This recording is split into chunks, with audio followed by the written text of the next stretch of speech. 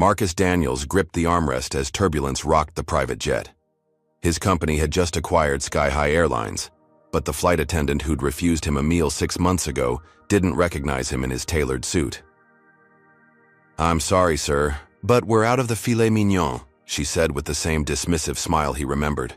She had no idea he now owned the entire airline. As the plane touched down, Marcus opened his briefcase, revealing termination papers for the entire flight crew.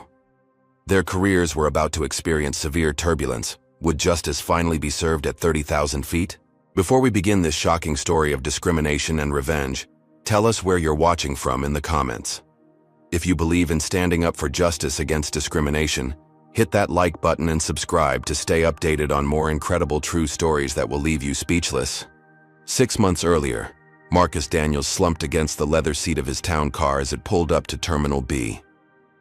At 42, the self-made tech billionaire and CEO of Pinnacle Innovations looked like any other exhausted business traveler.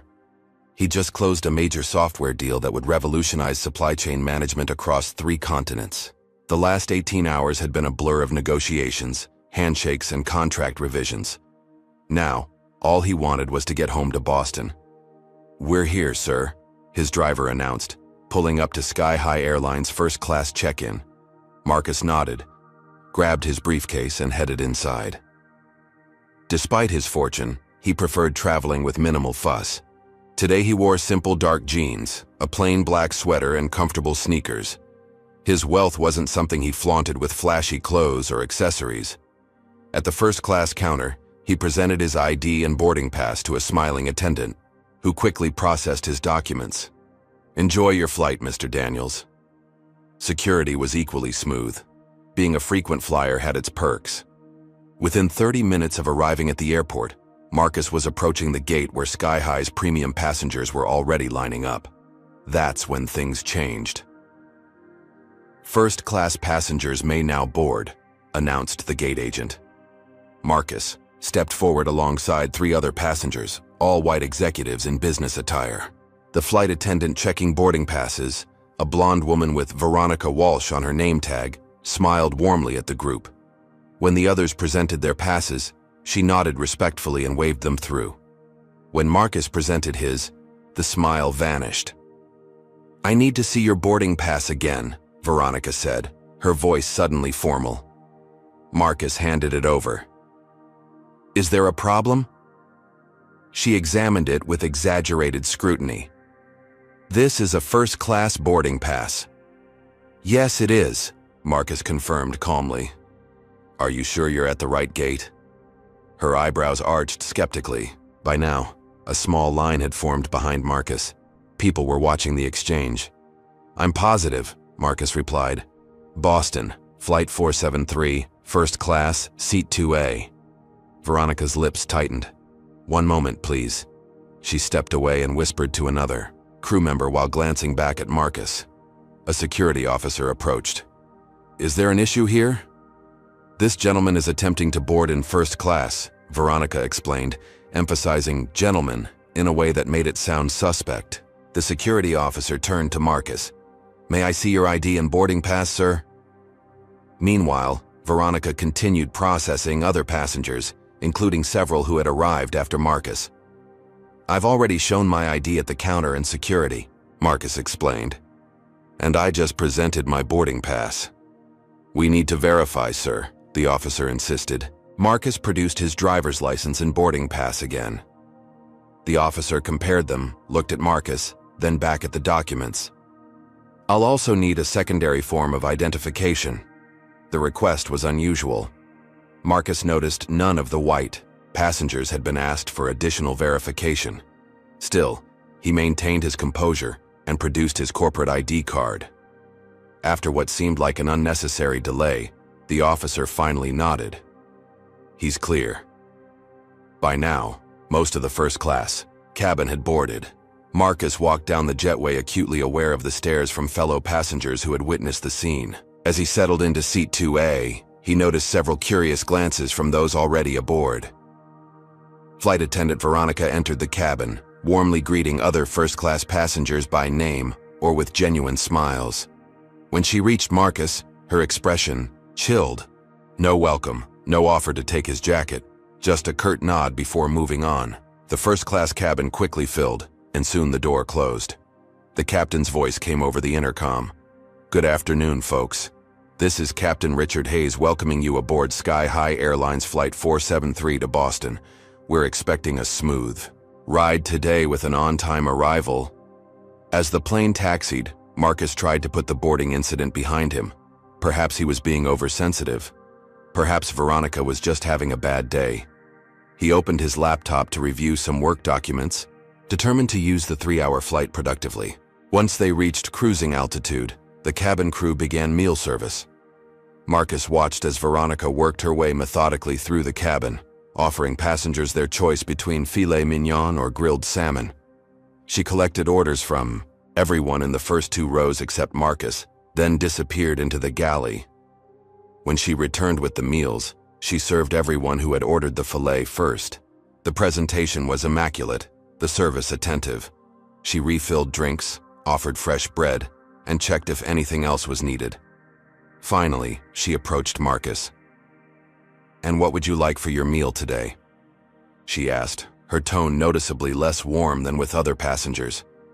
"I'll have the filet, please," Marcus replied. Veronica's face tightened into what seemed like a practiced expression of regret. "I'm so sorry, sir. It appears we've run out of the filet option. We only have the salmon left." Marcus glanced around. He had distinctly heard several passengers seated after him order and receive the filet. One gentleman had just been served moments before. "That's strange," Marcus observed. "The gentleman behind me just received the filet." "He pre-ordered," Veronica responded quickly. "We prioritize pre-orders." "I see. And did everyone else who received the filet pre-order as well?" Veronica's smile hardened. "Sir, I can offer you the salmon or nothing at all. Those are your options." Marcus knew when he was being discriminated against. He'd faced it before, though rarely so blatantly. In a premium service environment, he discreetly took out his phone and began recording. "I didn't pre-order because your website didn't indicate it was necessary," Marcus explained calmly. "I'm curious why you served filet to every other passenger in first class, including those who boarded after me, but suddenly ran out when you reached me." "Are you accusing me of something?" Veronica's voice rose slightly. "I'm simply asking why I'm receiving different service than other passengers. If you have a complaint, you can file it with customer service after we land," she snapped. "Now, salmon or nothing?" "I'd like to speak with the head flight attendant or the captain," Marcus requested. "I am the head flight attendant on this flight," Veronica replied, "and I don't appreciate your tone." "My tone has been perfectly reasonable," Marcus pointed out, still recording. "I'm simply asking why I'm receiving different treatment." "Bye." Now other passengers were watching the exchange. Some appeared uncomfortable, others curious. A few seemed to recognize the situation for what it was. "Is there a problem here?" A tall man in a pilot's uniform approached. Captain Richard Hayes had emerged from the cockpit. "This passenger is being difficult about the meal options," Veronica explained before Marcus could speak. Captain Hayes turned to Marcus with an expression of authority. "Sir, our flight attendants work hard to provide excellent service. If they say we're out of an option, then we're out." "Captain, I've been observing the service," Marcus replied calmly. "Every single first-class passenger received their first choice of meal except me. This happened after I was singled out for extra scrutiny during boarding. I find it hard to believe this is coincidental." The captain's face darkened. "Are you suggesting my crew is discriminating against you?" "That's a serious accusation. I'm stating facts. Your crew member required additional ID verification from me that wasn't required of other passengers. She skipped me during meal orders, then claimed to be out of the option that continued to be served to others after me. Sir, if you continue to disrupt this flight, I'll be forced to take measures," Captain Hayes warned. "I can have security meet us at our destination." Marcus maintained his composure. "I'm not disrupting anything, Captain. I'm sitting quietly in my seat requesting the same service other passengers are receiving." "He's been recording us," Veronica suddenly accused, pointing at Marcus's phone. "That's not allowed during flight," Hayes stated firmly. Actually, I checked Sky High's policies before boarding, Marcus countered. Recording is permitted as long as it doesn't interfere with crew duties or violate others' privacy. I'm simply documenting my own experience. The standoff continued for several uncomfortable moments. Finally, Captain Hayes spoke. Take the salmon or go hungry. Those are your options. And put that phone away or I'll confiscate it upon landing. As they walked away, Marcus heard Veronica whisper to the captain. Some people think first class means they can act entitled. Rather than escalate the situation further, Marcus accepted the salmon. He ate little of it, his appetite diminished by the encounter. Instead, he focused on his phone, typing a message to his executive team. Looking for a new investment opportunity, his text read. Research Sky High Airlines' financial status. Immediately. As the plane began its descent into Boston, Marcus stared out the window, his mind racing. He could file a complaint, certainly. He could share the recording on social media and create a PR nightmare for Sky High.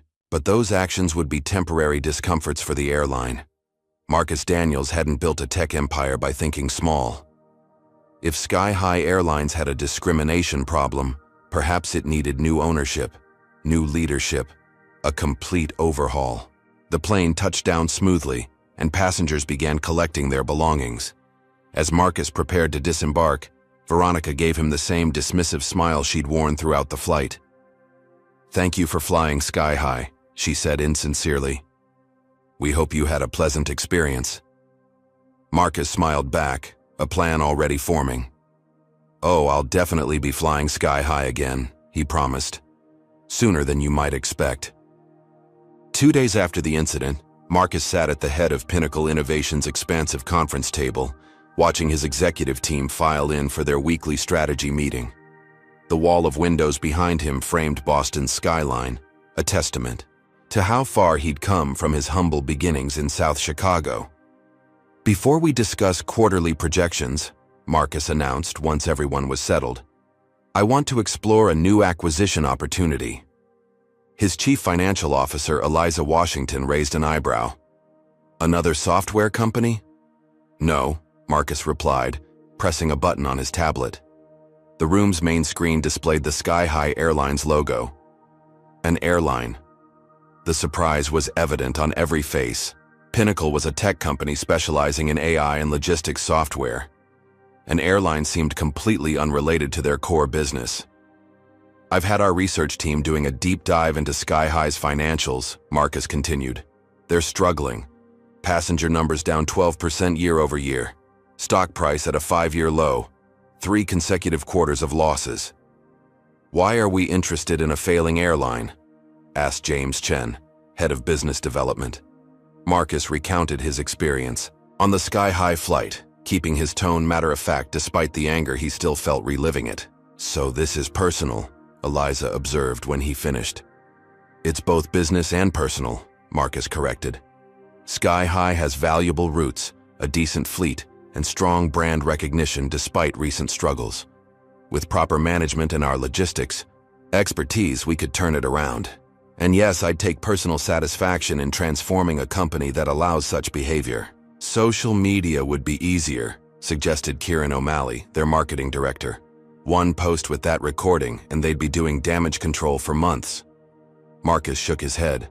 "That might shame one flight attendant or even get her fired. It wouldn't change the culture that made her feel comfortable behaving that way in the first place." "An acquisition of this scale would take significant resources," Eliza cautioned. "Resources that could be invested in our core business." "I've considered that," Marcus acknowledged, "which is why I'm proposing a staged approach. We begin by quietly acquiring shares without triggering reporting requirements. Once we have a meaningful position, we'll accelerate our purchases to gain controlling interest." The discussion continued for hours. Some executives questioned whether Marcus's judgment was clouded by his personal experience. Others worried about the distraction from their core business. A few saw potential strategic benefits in diversifying their portfolio. By meeting's end, Marcus had convinced enough of his team to proceed. Over the next 3 months, Pinnacle would gradually position itself to take control of Sky High Airlines. "One last thing," Marcus added as the meeting concluded. "Absolute Confidentiality is essential. If Sky High's management realizes what we're doing, they'll take defensive measures that could make this much more expensive or even impossible. The acquisition plan unfolded methodically over the next 12 weeks. Pinnacle created shell companies to purchase small blocks of Sky High stock, staying under the radar of financial regulators. Meanwhile, Marcus assigned a team to develop a comprehensive post-acquisition strategy for the airline. What were your first thoughts when you saw how Marcus was treated on that flight? Comment number 1 if you think he should have immediately reported Veronica to management, or number 2 if his strategic response of buying the airline was more satisfying. Don't forget to hit that like button if you're loving this story of justice in the making, and subscribe for more incredible true stories of people standing up against discrimination. Would you have the patience and strategic thinking to plan such an elaborate response, or would your anger have gotten the best of you? Let's see what happens next when the tables begin to turn. By the second month, Pinnacle had acquired nearly 15% of Sky High's outstanding shares, still not enough for control, but significant enough that Marcus could begin placing allies within the company. A consultant here, an advisor there, each providing valuable intelligence while preserving the secrecy of the overall plan. Sky High's management is starting to notice unusual trading patterns, reported Eliza during their update meeting. Their CFO has ordered an investigation into recent stock purchases. Let's create some distractions, Marcus decided. Leak rumors about interest from foreign airlines or private equity firms. Give them false trails to follow. The diversion worked. Sky High's executives spent weeks chasing phantoms, while Pinnacle continued its methodical acquisition. By the end of the third month, they had secured over 30% of the airline's stock. One major push and we'll have controlling interest, Marcus told his team. Time to accelerate. The timing couldn't have been more perfect. Sky High had just announced another disappointing quarter, driving their stock price even lower. Pinnacle swooped in, purchasing large blocks of shares at bargain prices. The night before the final acquisition phase, Marcus sat alone in his penthouse office reviewing the plan one last time. Everything was in place. By this time tomorrow, he would effectively control Sky High Airlines. With a sense of satisfaction, he opened his laptop and navigated to Sky High's website. It was time to book another first-class ticket. Marcus didn't expect the direct message that appeared in his private social media account 3 days after he'd booked his second Sky High flight. Most people couldn't reach him through this channel. His team carefully filtered his communications. Mr. Daniels, the message read, "My name is Aisha Jefferson. I'm a flight attendant with Sky High. I witnessed how my colleague Veronica treated you on Flight 473 2 months ago. I wanted to apologize for not speaking up then. I was afraid of retaliation. If you're willing to talk, I have information you should know." Marcus studied the profile. Aisha appeared legitimate. Her account showed a history of employment with Sky High and connections to other airline staff. Still, he approached with caution. "Ms. Jefferson," he replied, "thank you for reaching out. What kind of information do you have?" Her response came quickly. "Not something I'm comfortable sharing here. Could we meet somewhere public?" They arranged to meet at a busy coffee shop in downtown Boston the following day. Marcus arrived early, choosing a corner table with a view of the entrance. He recognized Aisha immediately when she walked in, her Sky High uniform partially concealed under an open coat. "Thank you for meeting me," she said, sliding into the seat across from him, her hands nervously wrapped around her coffee cup. "I'm risking my job by being here." "I appreciate that," Marcus acknowledged. "What was so important you needed to tell me in person?" Aisha took a deep breath. "What happened to you wasn't an isolated incident. Veronica Walsh and Captain Hayes have a pattern of treating passengers of color differently. Many of us have seen it, but when we report it to management, nothing happens." "You have proof of this?" Marcus asked. Aisha nodded and discreetly slid a USB drive across the table. "Incident reports that mysteriously disappear from the system. Passenger complaints that get buried. I've been documenting everything for the past year." Marcus pocketed the drive. "Why are you sharing this with me specifically?" "Because you recorded what happened," she explained. "Most passengers don't. And frankly, Because you have resources. After you left the plane, I overheard Veronica and the captain laughing about putting you in your place. They had no idea who you were. And you do? I looked you up after the flight. Pinnacle Innovations isn't exactly a small company, Mr. Daniels. Marcus studied her expression, looking for any sign of deception. What do you want in return for this information, Ms. Jefferson? Justice, she said simply. Not just for you, but for every passenger who's been mistreated. For the employees who've been silenced. Sky High has a toxic culture that starts at the top. Over the next hour, Aisha shared disturbing details about Sky High's operations. How certain crew members specifically targeted minority passengers for extra scrutiny or reduced service. How complaints were systematically buried by a management team that either condoned the behavior or feared addressing it. I can connect you with other passengers who've had similar experiences, Aisha offered. People who filed complaints that went nowhere. That would be helpful, Marcus agreed, making a decision. Aisha, what I'm about to tell you must remain absolutely confidential. He explained Pinnacle's ongoing acquisition of Sky High, watching her eyes widen with each detail. You're buying the entire airline because of how they treated you. She asked, incredulous.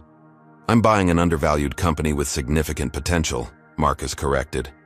That it happens to be a company with a discrimination problem I can fix is, let's call it a bonus. As they wrapped up their meeting, a woman at a nearby table kept glancing in their direction. Aisha tensed when she noticed. That's Janet Wilson, she whispered. She works in Sky High's scheduling department. If she recognizes me talking to you, follow my lead, Marcus murmured, then raised his voice slightly. So as I was saying, Ms. Jefferson, Pinnacle is always looking for talented professionals with airline experience for our corporate travel department. Your resume is impressive. We'll be in touch about next steps. Aisha caught on immediately, standing and extending her hand. Thank you for considering my application, Mr. Daniels. I look forward to hearing from your HR team. They exchanged business cards in full view of the curious onlooker, completing the illusion of a job interview. As Aisha left, Marcus noticed Janet Wilson hurriedly typing on her phone. The cover story might buy them some time, but he knew suspicions had been raised. The following day, Aisha sent an encrypted message. My supervisor called me in today, accused me of corporate espionage. Said a reliable source saw me meeting with a tech executive. They're threatening termination. Marcus replied immediately. Don't worry, deny everything. Say you were exploring career options, nothing more. We're accelerating our timeline. Just hold on a little longer. What Aisha didn't know was that Marcus had already begun reviewing the evidence she provided. The USB drive contained dozens of passenger complaints describing discriminatory treatment, internal emails discussing how to manage these complaints, and even performance reviews praising certain staff for maintaining standards in ways that seemed coded to reward discriminatory behavior. Most disturbing were the patterns involving Veronica Walsh and Captain Richard Hayes. They frequently worked together on premium routes and had multiple complaints against them, yet both had received promotions and commendations. With this new information, Marcus modified his acquisition strategy. It wasn't enough to simply gain control of Sky High. He needed to build a case strong enough to justify sweeping changes once he took over. Marcus was reviewing acquisition documents when Eliza burst into his office without knocking, a rare breach of protocol that immediately signaled trouble. They know, she announced breathlessly, placing her tablet in front of him. On the screen was a confidential memo from Sky High's CEO to their board of directors. Potential hostile takeover attempt by Pinnacle Innovations. How did they find out? Marcus demanded, scanning the document. We're not sure, Eliza admitted. But it gets worse. They've called an emergency board meeting for tomorrow morning to discuss defensive measures. Marcus leaned back, mind racing. Who's your source for this? Remember that financial analyst we placed as a consultant in their accounting department? They forwarded this after it accidentally appeared in a shared drive. Within the hour, Marcus had assembled his core acquisition team. The mood in the conference room was tense as they assessed the damage. They know we're accumulating shares, reported James Chen, but they don't seem aware of how much we already control. That gives us an advantage, Marcus noted. What defensive measures are they likely to consider? The classic poison pill is most probable, said their legal counsel, Sofia Rodriguez. They'll dilute the stock by allowing existing shareholders to purchase additional shares at a discount, making our acquisition much more expensive. Can we prevent it? Not entirely, Sofia admitted, but we can accelerate our purchases to secure a larger position before they implement it. Do it, Marcus ordered. Use every shell company and investment vehicle we've established. I want maximum shares acquired before their board meets tomorrow. As Pinnacle scrambled to outmaneuver Sky High's defenses, Captain Richard Hayes was leading his own counterattack.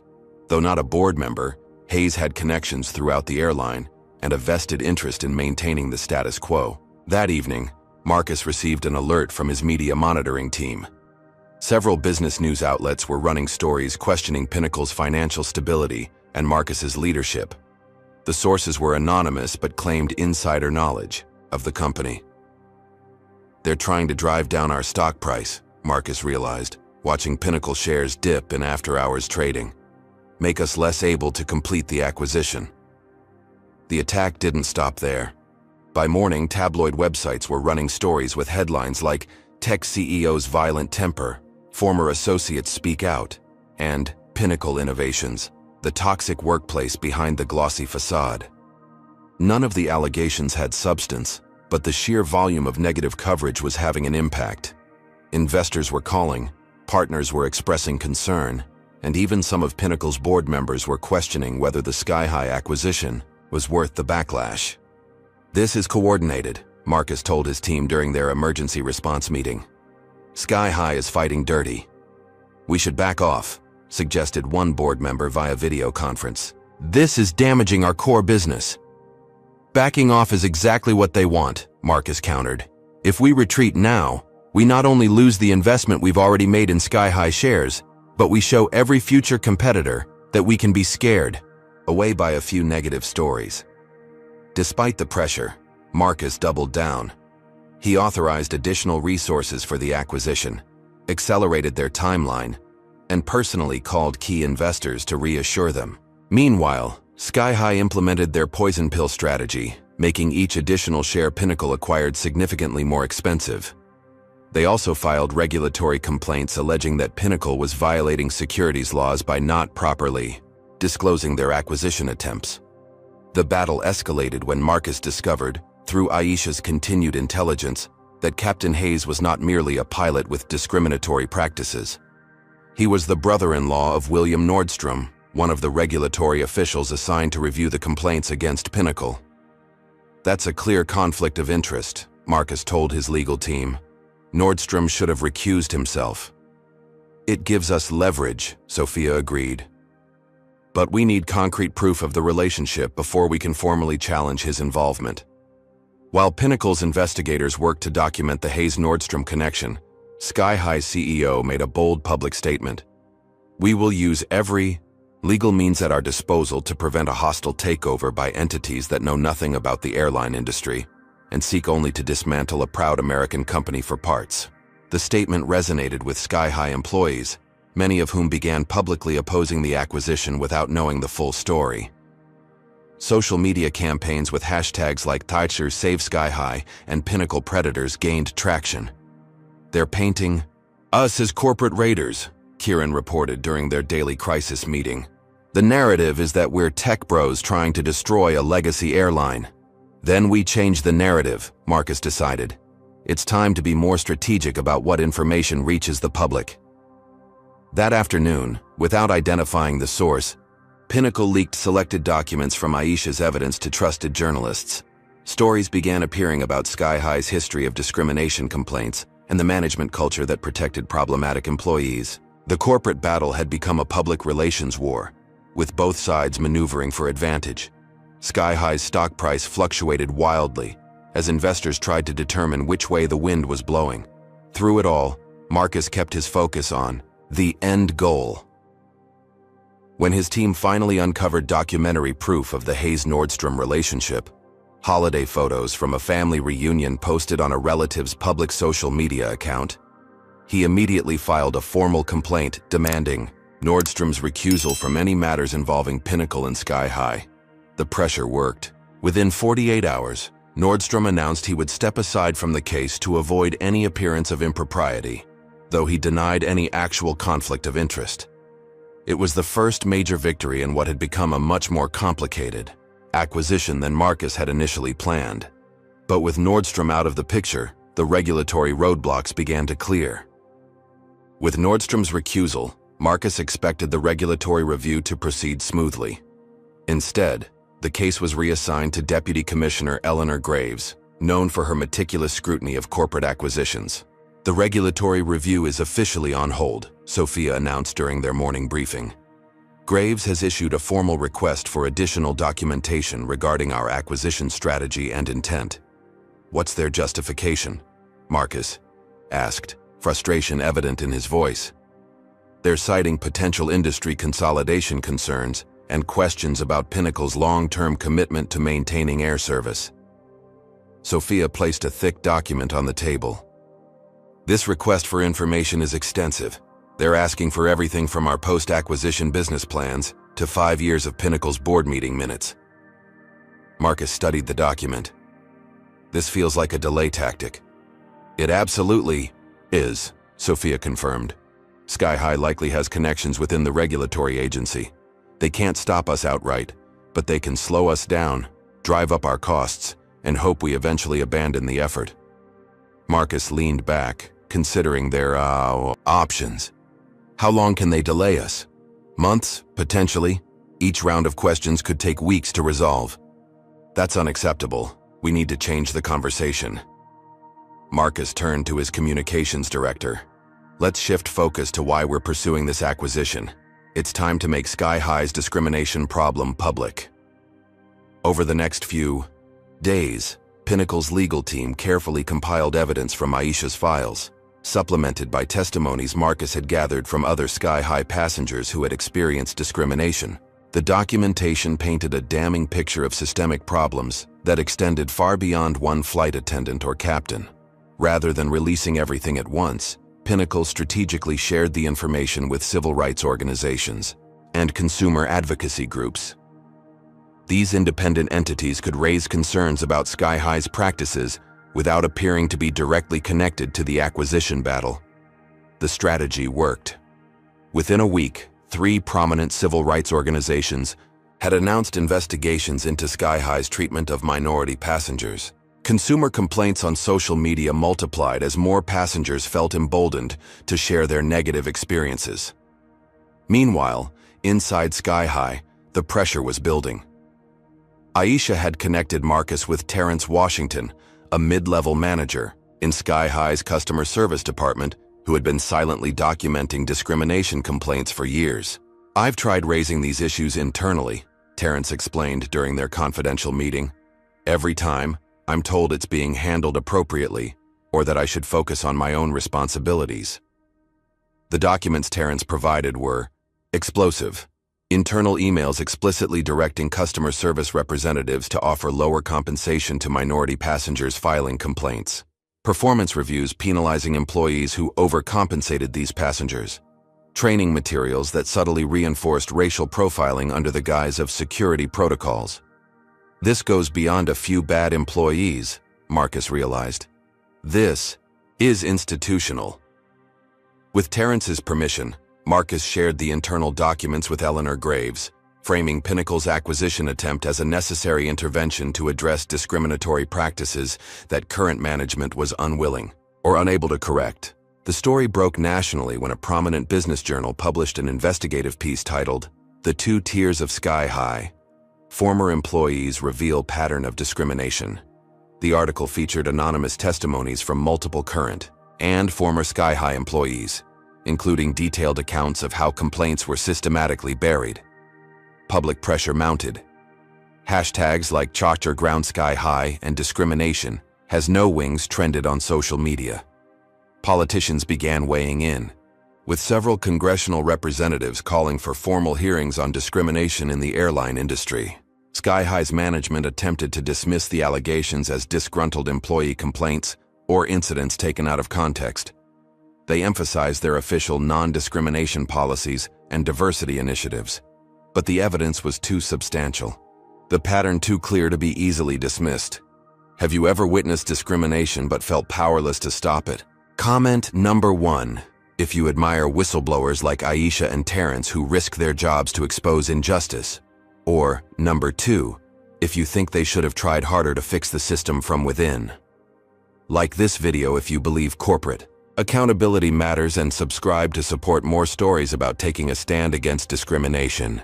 What would you do if you were in Marcus's position? Push forward despite the obstacles or settle for a less risky solution? The regulatory battle is heating up, but is Marcus about to face an even bigger challenge? As public pressure intensified, Eleanor Graves expedited the regulatory review process. Her office requested a private meeting with Marcus and his legal team. Mr. Daniels, she began once they were seated in her austere government office. I'll be direct. The discrimination allegations against Sky High are disturbing and merit investigation. However, that's separate from our responsibility to ensure this acquisition complies with federal regulations. I understand, Marcus replied. We've submitted all required documentation demonstrating that this acquisition won't harm competition or consumer choice. Yes, your documentation is in order, Graves acknowledged.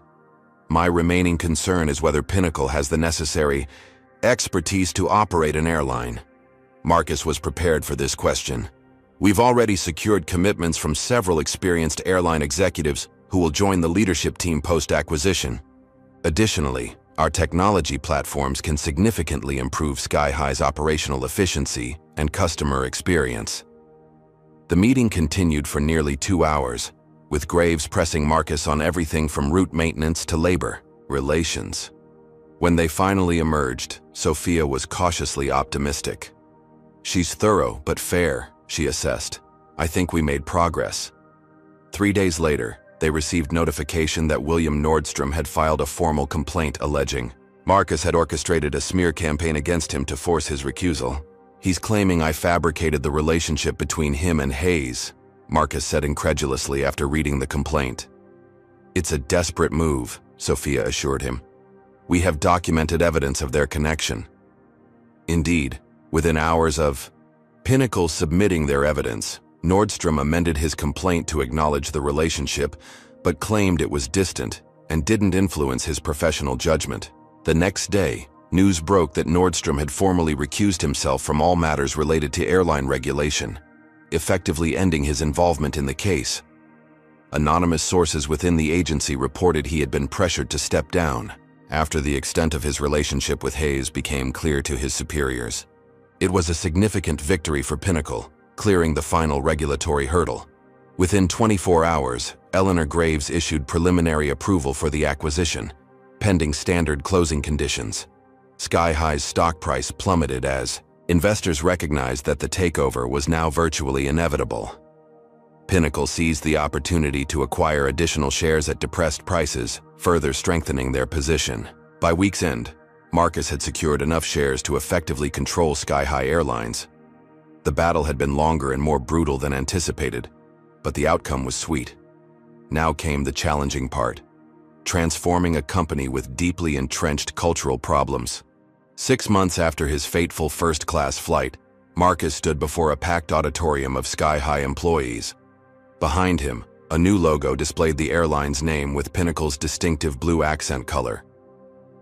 Today marks the beginning of a new era for Sky High, Marcus announced. Under Pinnacle's ownership, we will transform this airline into an industry leader in both operational excellence and customer experience. The audience response was mixed. Polite applause mingled with uncertain murmurs. Marcus understood their anxiety. Acquisitions often meant layoffs, restructuring, and cultural upheaval. Let me address your concerns directly, he continued. First, we're not planning mass layoffs. We're investing in this airline, not stripping it down.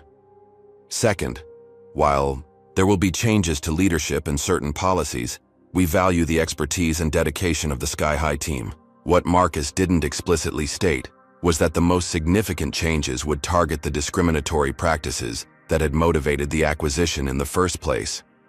That process had already begun, with the removal of several executives who had enabled or covered up these practices. After the town hall, Marcus met with his transition team in Sky High's former boardroom, now repurposed as their command center. "How are we progressing with the integration plan?" he asked. "Mixed results," reported Eliza. "IT systems integration is proceeding well.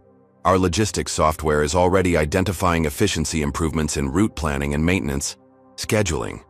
"But," Marcus prompted, sensing hesitation. "But we're facing significant resistance in certain departments. Some managers are slow-walking implementation, claiming airline-specific complexities whenever we propose changes." "Which departments specifically?" "Flight operations is the biggest challenge. Captain Hayes has significant influence there. Though he's no longer in a formal leadership position, he's been with Sky High for 25 years and has cultivated strong loyalty networks." Marcus nodded, unsurprised. "Any issues with the flight attendant teams?" "Similar pattern. We've implemented new service standards and anti-discrimination training, but compliance is inconsistent. Some crews embrace the changes, others find ways to maintain their old practices. The resistance wasn't entirely unexpected. Cultural change never happened overnight, especially in an industry as traditional as commercial aviation." Still, Marcus had hoped for more progress by this point. As the meeting continued, Aisha Jefferson, now promoted to Director of Cabin Services, joined them with concerning news. "We're seeing a pattern of service disruptions," she reported. "Delayed flights, baggage handling issues, catering mix-ups. Individually, each could be explained as normal operational challenges, but together, they suggest coordinated sabotage." "Do we have proof?" Marcus asked. "Nothing definitive yet," Aisha admitted, "but these incidents disproportionately affect flights where we've placed supportive managers or implemented new procedures." Marcus frowned. "Assign our best people to investigate. I want evidence, not just suspicion." The transition continued, with each day bringing new challenges. Customer satisfaction surveys showed improvement overall, but with significant variability. Flights operated by crews embracing the new culture received excellent ratings, while others lagged behind. 3 weeks into the integration, the situation deteriorated sharply. An anonymous report was submitted to the Federal Aviation Administration alleging that Pinnacle's new procedures compromised safety protocols. "This is a direct attack," Marcus told his executive team after learning of the report. "They're targeting our integrity and trying to trigger regulatory intervention." Before they could formulate a response, the situation escalated further. Media outlets received anonymous tips about serious safety concerns at Sky High following the Pinnacle acquisition. The airline's stock took a hit as travelers began canceling bookings. "We need to identify who's behind this," Marcus insisted. Their investigation didn't have to look far. Digital forensic experts traced the anonymous safety report to a computer regularly used by Captain Richard Hayes. While not conclusive proof of his involvement, it was highly suggestive. The situation came to a head when the FAA announced a special audit of Sky High's operations in response to the safety complaints. Such audits were serious matters that could potentially ground aircraft or restrict routes if significant issues were found. This is exactly what they wanted, Marcus Yao realized. They couldn't block the acquisition through regulatory channels, so now they're trying to destroy the airline from within. The audit team arrived unannounced at Sky High's main maintenance facility early on a Monday morning. What should have been a routine, if intensive review process quickly turned problematic.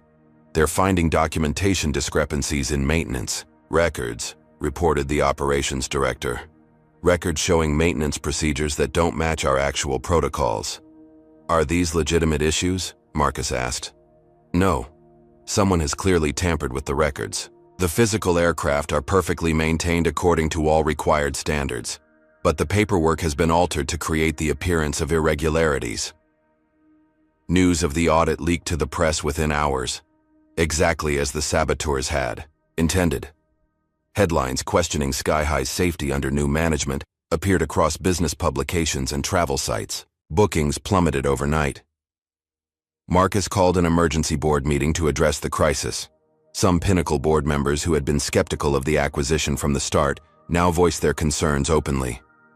"This is becoming a liability for our core business," argued one director. "Technology clients are questioning our judgment. We should consider divesting and cutting our losses." "Selling now would be disastrous," Marcus countered. "We'd take a massive financial hit, and, more importantly, we'd be abandoning the cultural transformation we've initiated." Despite his arguments, pressure mounted. Several major investors called directly, expressing concerns about Pinnacle's stock price, which had declined 15% since the safety allegations emerged. "Perhaps you should consider stepping back from day-to-day management of Sky High," suggested one significant shareholder. "Your personal involvement may be clouding your business judgment." Marcus refused to back down. "I believe in what we're doing here. Give me 60 days to resolve these issues before considering any drastic measures." He secured the temporary reprieve, but knew he was now operating on borrowed time. The acquisition that had begun as a response to personal discrimination had evolved into a battle for his professional reputation and possibly his leadership of Pinnacle itself. That evening, alone in his office, Marcus called Aisha. "We need to accelerate our investigation into the sabotage. I'm bringing in outside help." The next morning, a team of former FBI agents specializing in corporate investigations arrived at Sky High headquarters. Working with absolute discretion, they began systematically reviewing communications, access logs, and personnel movements. Meanwhile, Marcus implemented his loyalty test strategy. He deliberately shared different versions of potential new policies with various department heads, each containing subtle, unique elements. Then he waited to see which versions leaked to the resistance groups. The strategy quickly bore fruit. Within days, they had identified several key figures in the sabotage network. Most were middle managers with long tenures at Sky High, but the evidence confirmed their suspicions about the leadership. Veronica Walsh and Captain Richard Hayes were coordinating the resistance effort. Armed with this knowledge, Marcus prepared his counteroffensive. But rather than immediately confronting the saboteurs, he decided on a more strategic approach. He would use their own tactics against them, and in the process, gather irrefutable evidence of their misconduct.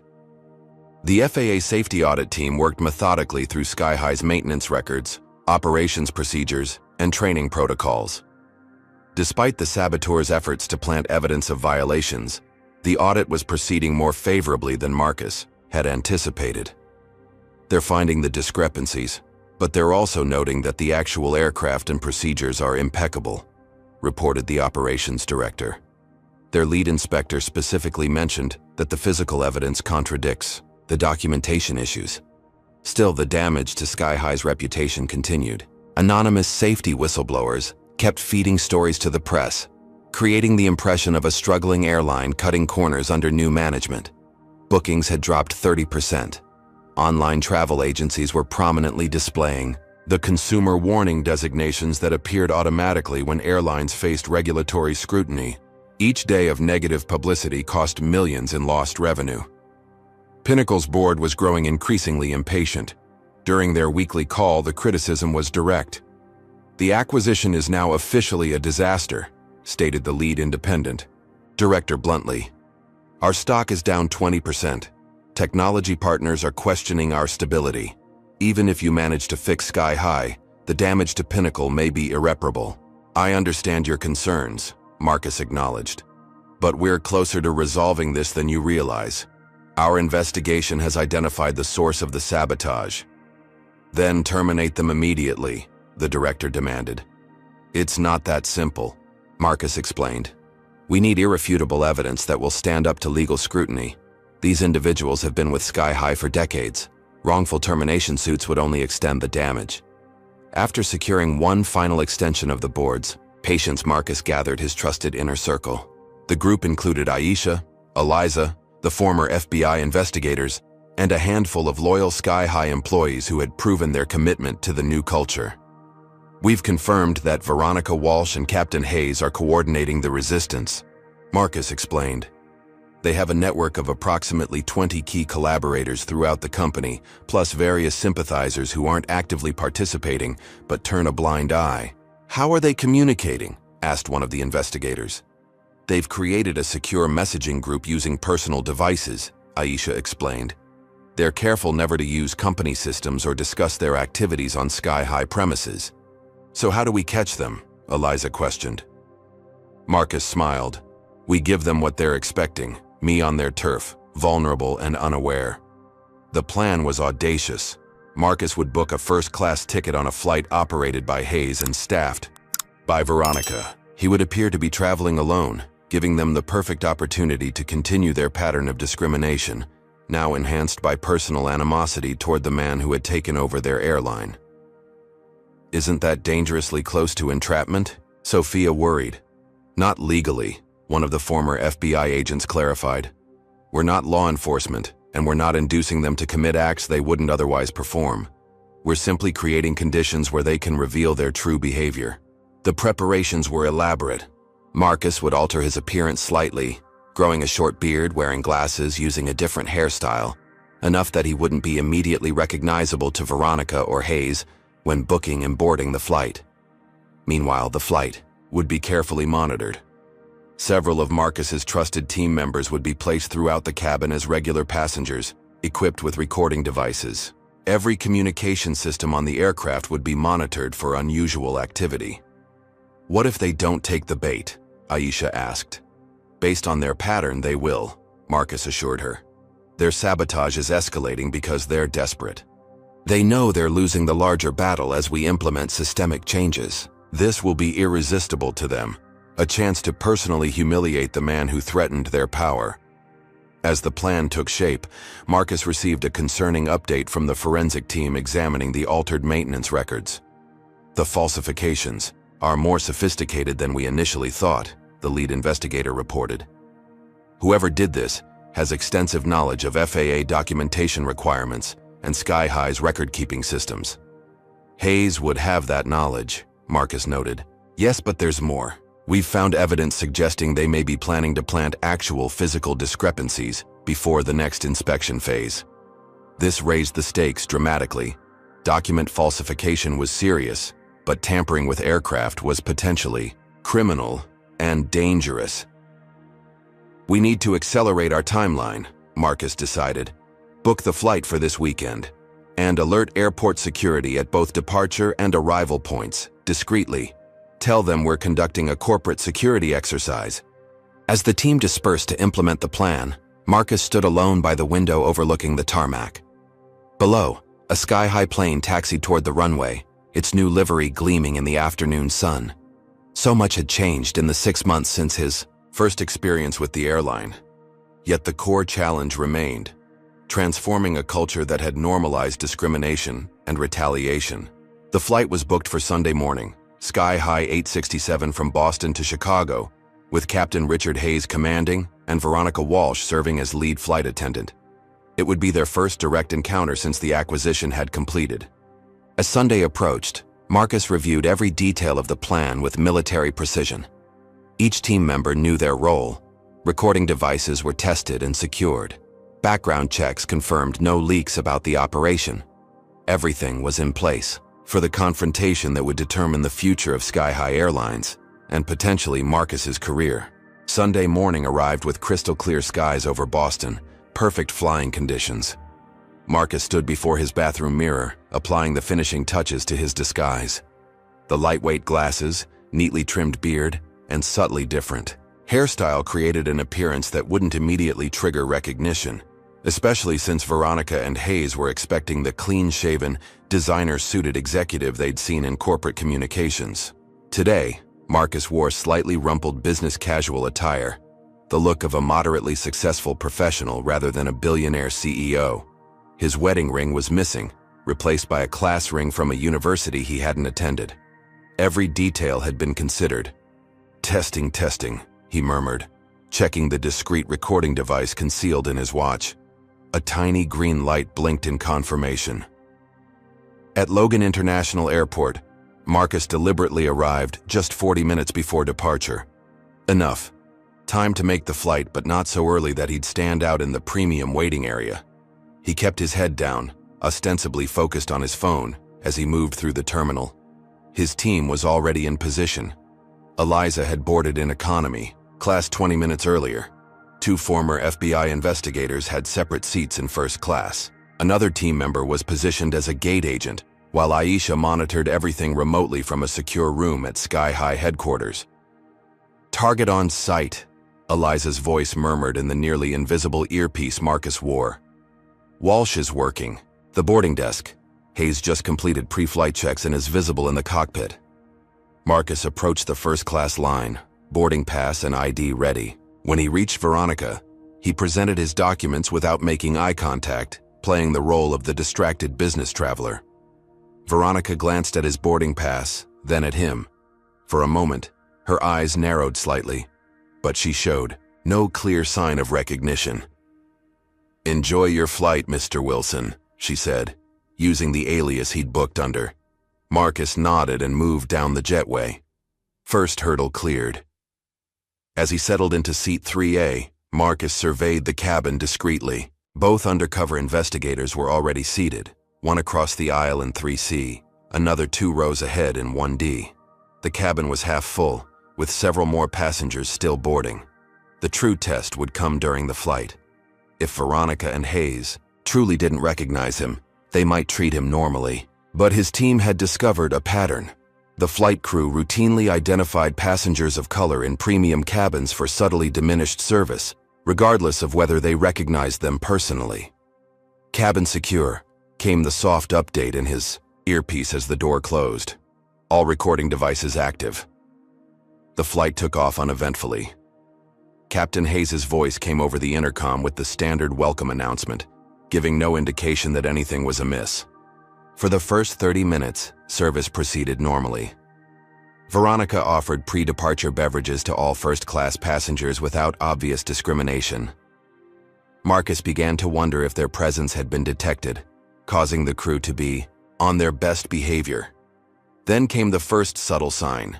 When distributing hot towels, Veronica clearly gave the white passengers fresher, steamier towels, while Marcus received one that was merely warm and slightly damp. It was a tiny slight that most passengers would never notice or complain about. Precisely the kind of pattern his investigation had uncovered. Discriminatory practices that were plausibly deniable individually, but formed a clear pattern collectively. As the meal service began, the differentiation became more noticeable. White passengers were given multiple options for each course. Marcus was simply handed plates without being offered choices. His wine glass was filled less generously, his coffee served without offering cream or sugar. Are they seriously still doing this with all the scrutiny the airline is under? Marcus wondered silently, documenting each discrepancy with subtle movements of his watch to capture the interactions. Approximately halfway through the flight, something changed. Veronica was checking something on her phone during a quiet moment in the galley when her demeanor suddenly shifted. She stared at her screen, then looked directly at Marcus with widened eyes. "She's made you," Eliza murmured in his earpiece. "She just received a message." Sure enough, within minutes, Veronica's entire approach transformed. She appeared at Marcus's seat with an overly solicitous smile. "Mr. Wilson, is everything to your satisfaction today? Can I get you anything special? Perhaps some champagne?" The abrupt change was almost comical. From subtle discrimination to excessive accommodation in the span of minutes. Marcus maintained his role, responding politely but briefly, giving no indication he'd noticed the shift. Meanwhile, the cockpit door opened briefly as the co-pilot stepped out. Veronica intercepted him, whispering urgently. The co-pilot's eyes darted toward Marcus before he hurried back to the cockpit. "Hayes has been alerted," came the update in Marcus's earpiece. The remainder of the flight became an increasingly bizarre performance. Veronica hovered near Marcus's seat, offering additional snacks, drinks, even a premium amenity kit that hadn't been distributed to other passengers. The overcorrection was as revealing as the initial discrimination had been. Then came the moment they had anticipated. As Veronica leaned across to refill Marcus's water glass, her hand slipped, sending a cascade of ice water across his lap. "Oh my goodness!" she exclaimed with theatrical dismay. "I'm so terribly sorry, sir." Marcus remained perfectly calm, accepting the napkins she frantically offered. "These things happen," he said mildly. "Such an unfortunate accident. noted the investigator seated across the aisle, loud enough for others to hear. Strange how stable her hand was with every other passenger. Did you notice the calculated way Veronica's behavior changed once she recognized Marcus? Comment number 1. If you think her fake hospitality was worse than her initial discrimination, or number 2, if you believe people deserve second chances even after showing their true colors. Don't forget to like this video if you're shocked by how far some people will go to maintain their power, and subscribe to see the justice that's coming in the next part. What would you do if you were in Marcus's shoes? Accept the sudden special treatment or confront the hypocrisy directly? The tension in this flight is building to something explosive. As the accident unfolded, other passengers began taking notice of the strange dynamics in the first-class cabin. Several had their phones out, recording the interaction. Damage. Control initiated, Veronica announced loudly enough for nearby passengers to hear. Sir, please allow me to offer you our premium customer care package for this unfortunate incident. Marcus accepted the offered kit with a neutral expression that revealed nothing of his awareness of the orchestrated nature of the accident. Meanwhile, Captain Hayes's voice came over the intercom. Ladies and gentlemen, we're experiencing some minor technical difficulties with our communication system. Nothing to be concerned about, but we may need to adjust our approach into Chicago. This announcement triggered immediate alerts among Marcus's team. That's not true, confirmed their aviation expert via the earpiece. All communication systems are functioning normally. He's creating a pretext for something, Marcus realized. He discreetly texted Aisha, "Monitor all communications from the cockpit." Within minutes, they had their answer. Hayes had attempted to contact Sky High's former VP of Operations, now demoted but still employed, claiming an urgent situation required a gate change in Chicago. The true purpose was clear: to arrange for security personnel loyal to the old management to meet the flight. He's trying to create a controlled environment for when we land, Marcus realized. Somewhere they can manage the narrative. What Hayes didn't know was that every communication was being monitored, and Marcus's team had already alerted Chicago O'Hare's tower to the situation. No unauthorized gate changes would be approved. The flight crew's desperation became increasingly evident as they approached Chicago. Veronica and 2 other flight attendants held a hushed conference in the galley, repeatedly glancing toward Marcus. Captain Hayes made another announcement about routing changes due to weather on what was a perfectly clear day throughout the Midwest. 20 minutes from landing, Veronica made her most brazen move yet. As she passed Marcus's seat, she stumbled dramatically, sending a cup of hot coffee directly into his lap. "Oh no," she gasped with exaggerated horror. "I'm so terribly sorry." The burn was real, the coffee painfully hot. Marcus winced but maintained his composure, even as his investigators and several passengers reacted with outrage. "That's the second accident targeting the same passenger," noted a woman seated nearby. "I've been recording this entire flight and I've never seen such unprofessional behavior." Veronica's face flushed as she realized multiple passengers were documenting the incident. Her plan to provoke Marcus into an angry response, giving them something to use against him, had backfired spectacularly. "We have medical personnel available," she stammered, her confident facade cracking. "I'm fine," Marcus stated calmly, dabbing at the stain with napkins.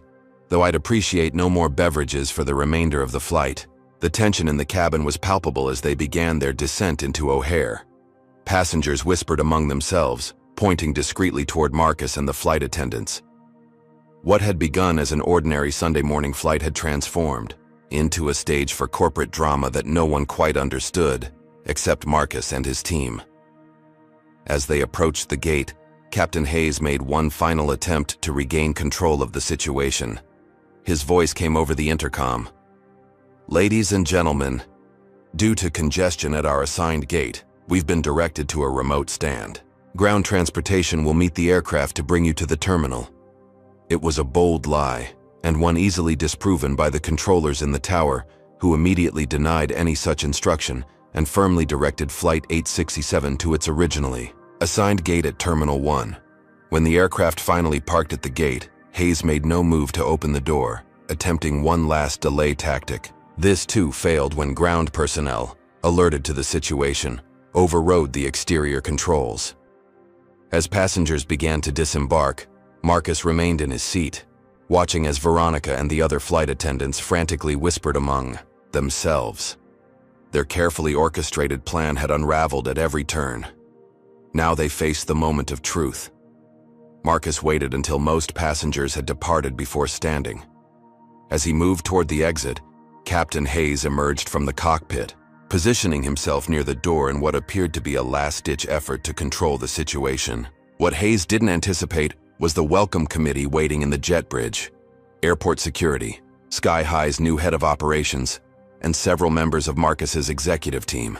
The game was over before Hayes even realized it had begun.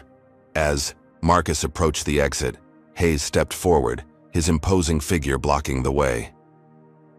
"Mr. Wilson," he said, emphasizing the false name with a smirk, "I hope these minor inconveniences won't affect your perception of our airline." Marcus finally removed his glasses and looked directly at Hayes. "Actually, Captain Hayes, these minor inconveniences have told me everything I need to know about how you run your aircraft. Or should I say, how you used to run your aircraft." The color drained from Hayes' face as recognition dawned. "Daniels," he muttered. "That's right," Marcus confirmed, loud enough for everyone in the cabin to hear.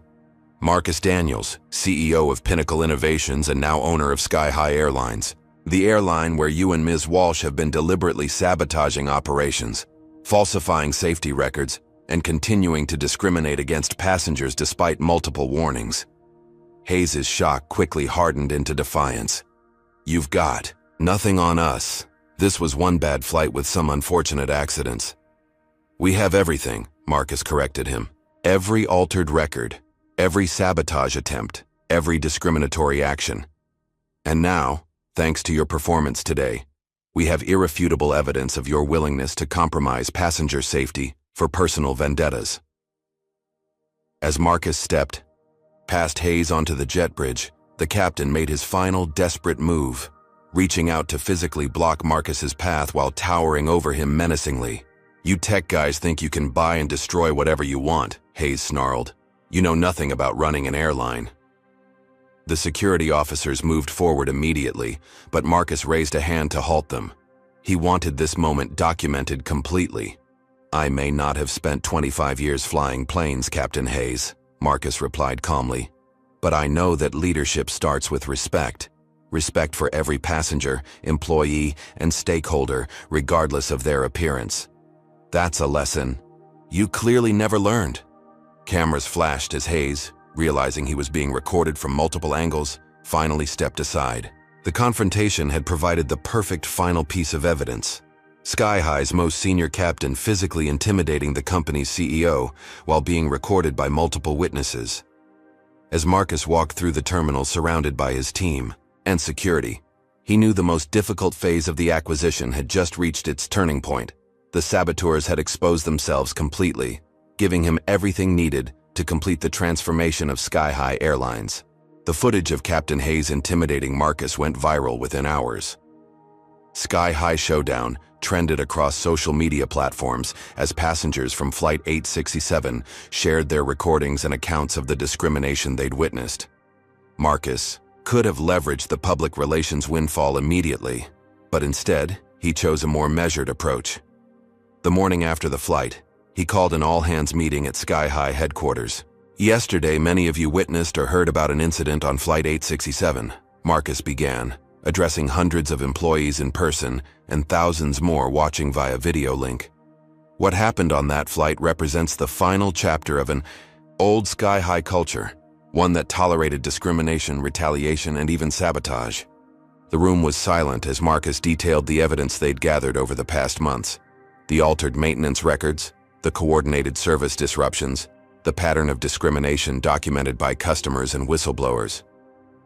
Effective. Immediately, Captain Richard Hayes, Flight Attendant Veronica Walsh, and 18 other employees involved in these activities have been suspended pending formal termination proceedings, Marcus announced. "This isn't about retribution. It's about establishing that certain behaviors have no place in the Sky High family." As Marcus continued outlining his vision for the airline's future, His team was executing a carefully orchestrated security operation throughout the company. Digital access was revoked for all suspended employees. Their personal effects were collected from lockers and workstations. Security escorts stood ready to prevent any attempt to remove or destroy evidence. What Marcus didn't anticipate was the desperation of Hayes and his allies. While the all-hands meeting was underway, Hayes arrived at O'Hare Airport in civilian clothes, using his credentials to bypass regular security channels. His target, a sky-high maintenance hangar where a major inspection was scheduled for the following day. Airport surveillance captured Hayes entering the restricted area and approaching a recently serviced aircraft. What happened next was blocked from camera view, but maintenance workers reported finding evidence of tampering during their pre-inspection checks hours later. Meanwhile, Veronica Walsh made her own desperate move. Using a flight attendant's knowledge of aircraft systems, she contacted several crews currently in the air, spreading alarming misinformation about Pinnacle's plans for mass layoffs and route cancellations. "She's trying to incite panic among in-flight crews," Aisha reported urgently, when the first distressed calls from pilots began coming in. Marcus immediately authorized emergency communications to all airborne sky-high flights, clarifying that no operational changes were being implemented while planes were in the air and that all crews should continue normal procedures. "Patch me directly to any captains expressing concerns," Marcus instructed. "They need to hear from me personally. That passenger safety remains our absolute priority regardless of any management changes." The situation escalated when one captain, a close associate of Hayes, announced to his passengers that, due to dangerous management decisions beyond our control, he was diverting his New York to Miami flight to a smaller regional airport where Hayes had connections. Air traffic control, already alerted to potential disruptions, firmly denied the diversion request and instructed the captain to maintain his filed flight plan. When he initially resisted, citing vague technical considerations, the controller's response was unequivocal. Sky High 392, be advised that unauthorized diversion without verifiable mechanical necessity will trigger emergency protocols including potential interception. Confirm you are continuing to your authorized destination, over. The implied threat of fighter jet escort was enough to ensure compliance. The captain reluctantly acknowledged and continued to Miami as scheduled. Back at headquarters, Marcus and his team worked frantically to contain the escalating crisis. Every sky-high aircraft was now being closely monitored by both air traffic control and company dispatch. FAA officials, concerned about the potential safety implications, had embedded representatives in Sky High's operations center.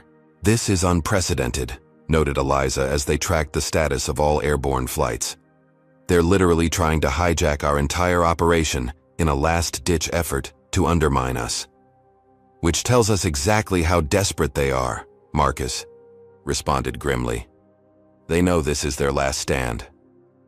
The crisis peaked when Hayes, apparently learning his maintenance sabotage had been discovered, attempted to contact his diverted captain friend using unauthorized communication channels.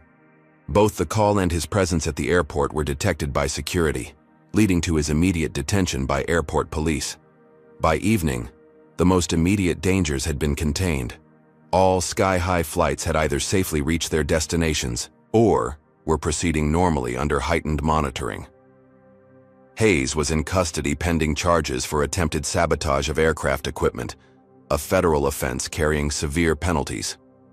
Veronica and other conspirators had been located and removed from company premises. As the crisis management team finally paused for a late dinner, Marcus received an unexpected call from Eleanor Graves at the regulatory agency.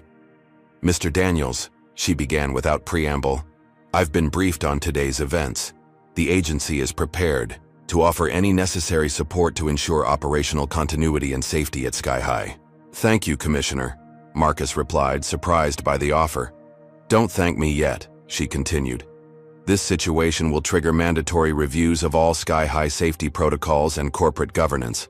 However, given the evidence that the previous management culture was actively undermining safety rather than your team, we'll approach this constructively."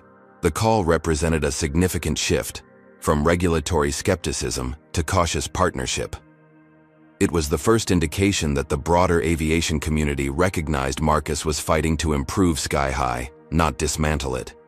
As news of the day's event spread throughout the company and the industry, Marcus received another unexpected communication, this time from Sky High's pilots' union representatives requesting an urgent meeting. "We need to talk," the union president stated bluntly.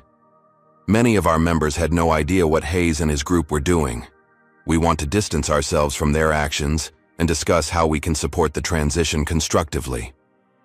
Similar messages arrived from the flight attendants union and ground workers representatives. The unified front of resistance was crumbling as employees recognized that the old guard had crossed unacceptable lines. By midnight, Marcus and his team had established a new temporary command structure for flight operations, maintenance, and customer service. The most critical positions previously held by Hayes's allies were now filled with experienced aviation professionals who had either been marginalized under the old regime or brought in from respected competitors. As the crisis team finally disbanded in the early morning hours, Marcus stood alone in the operations center, watching the display screens tracking sky-high aircraft moving steadily across digital maps. Despite the tumultuous day, every flight was now proceeding normally. Passengers were reaching their destinations safely, most completely unaware of the corporate battle that had nearly disrupted their travel. Tomorrow would bring new challenges, media inquiries, regulatory scrutiny, passenger concerns. But tonight, in the quiet of the operations center, Marcus allowed himself a moment of cautious optimism. The worst of the resistance had revealed itself and failed. Now the real work of transformation could begin. The morning after the airborne confrontation brought a flurry of activity at Chicago O'Hare International Airport. News crews gathered at Terminal 1, hoping to capture footage of the corporate drama that had spilled into public view.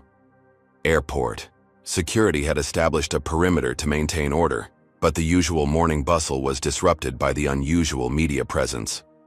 Marcus arrived at 7 a.m., flanked by Eliza and Sophia. They had scheduled a press conference to address the previous day's events before rumors and speculation could damage Sky High's reputation further. "Remember, this isn't about personal vindication," Sophia cautioned as they approached the makeshift podium. "This is about passenger safety and corporate responsibility." Marcus nodded. The press conference would be a defining moment, not just for Sky High, but for his leadership of Pinnacle Innovations. His board was watching closely, still uncertain whether the airline acquisition had been strategic genius or personal folly. Camera flashes erupted as Marcus stepped to the microphones. Dozens of reporters jostled for position, shouting questions before he could even speak. "Ladies and gentlemen," Marcus began, raising his hands for quiet. "Yesterday, Sky High Airlines experienced what I can only describe as an attempted corporate mutiny. A small group of employees, unhappy with our efforts to transform the airline's culture, engaged in a coordinated campaign of disruption that culminated in attempts to compromise flight safety." The statement silenced the crowd momentarily. Marcus continued, his voice steady and authoritative. "The individuals responsible have been identified and removed from duty. Federal authorities are investigating potential criminal charges related to aircraft tampering and interference with flight crew duties. I want to emphasize that at no time were passengers in actual danger, thanks to the vigilance of our maintenance teams and the intervention of air traffic control." As Marcus outlined the events, video screens behind him displayed footage from Flight 867, showing the discriminatory service, the accidental spills, and ultimately Hayes's physical intimidation attempt. The evidence was compelling and undeniable. "This behavior represents everything we're working to change at Sky High," Marcus explained. "For too long, certain employees believed they could treat passengers differently based on appearance or background. When challenged, they chose sabotage over accountability." Reporters peppered Marcus with questions about his undercover operation, Hayes's arrest, and the future of the airline. He answered each methodically, never losing his composure even when the queries became pointed. "Mr. Daniels," called out a reporter from a major business publication, "critics are saying this entire situation stems from your personal vendetta after one bad flight experience. How do you respond?" "I'd invite those critics to review the evidence we've assembled," Marcus replied. What began with my experience led to the discovery of hundreds of similar incidents affecting passengers across all demographics, though disproportionately targeting minorities. This wasn't about one flight or one passenger. It was about a systemic problem that required systematic change. As the press conference concluded, Marcus introduced several passengers from Flight 867 who had volunteered to share their observations. Their first-hand accounts of the discrimination they'd witnessed provided powerful corroboration. "I fly first class every week for business," stated a prominent surgeon who had been seated near Marcus. "What I saw on that flight wasn't just poor service, it was deliberate targeting. And when I checked my own previous experiences with Sky High, more critically, I realized this wasn't new. I just hadn't been paying close enough attention." Airport security reported that crowds of travelers had gathered around terminal televisions to watch the press conference, many nodding in recognition of experiences they themselves had encountered. Meanwhile, across town, Captain Hayes was being arraigned on federal charges. The evidence against him was substantial: security footage of his unauthorized hangar entry, maintenance records documenting the tampering, and testimony from colleagues he'd tried to recruit for his sabotage campaign. Veronica Walsh faced her own legal troubles. Prosecutors were reviewing charges related to assault, the coffee accident, and interference with flight crew duties. Her attorney was already floating the possibility of a plea deal in exchange for testimony against Hayes, suggesting the unified resistance was fracturing under pressure. By mid-afternoon, Marcus had relocated to Sky High's Chicago Operations Center to oversee the airline's recovery plan. Passenger confidence had been shaken by the public confrontation, and bookings were down across all routes. "We need to be transparent but reassuring," Marcus told his communications team. "Every passenger should receive a personal message from me acknowledging what happened and detailing the steps we're taking to ensure it never happens again." The team worked through the night drafting communications, updating training protocols and reorganizing flight operations leadership. By morning, a comprehensive recovery plan was in place. What Marcus hadn't anticipated was the wave of employee support that emerged in the aftermath. Dozens of Sky High staff contacted management with additional information about Hayes' network, eager to distance themselves from the toxic elements of the old culture. "It's like a dam breaking," Aisha observed as she reviewed the incoming reports. "Many people knew what was happening but were afraid to speak up. Now they see it's safe to come forward." The most significant development came when 3 former Sky High executives contacted Marcus requesting meetings. Each had left the company during the previous administration, allegedly for performance reasons. In reality, all 3 had raised concerns about discriminatory practices and been systematically pushed out. They were the right people all along, Marcus realized. We need to bring them back if they're willing. Within 24 hours of the showdown, the narrative had shifted dramatically. What Hayes and Veronica had intended as a public humiliation of Marcus had instead exposed their own misconduct to the world. Media coverage that might have questioned Pinnacle's management of the airline was now focused on the corrupt culture that had existed before the acquisition. Even the regulatory response was changing. The FAA audit team, initially hostile based on Hayes' falsified reports, now approached their review as a collaborative effort to identify any remaining safety concerns planted by the saboteurs. "They're actually helping us clean house," reported the operations director with evident relief. On the 3rd day after the Flight 867 incident, Marcus received an unexpected visitor at Sky High headquarters. Janet Wilson, the scheduling department employee, who had reported Aisha's meeting with Marcus months earlier, arrived without an appointment, visibly nervous. "I need to speak with Mr. Daniels," she told the receptionist. "It's important."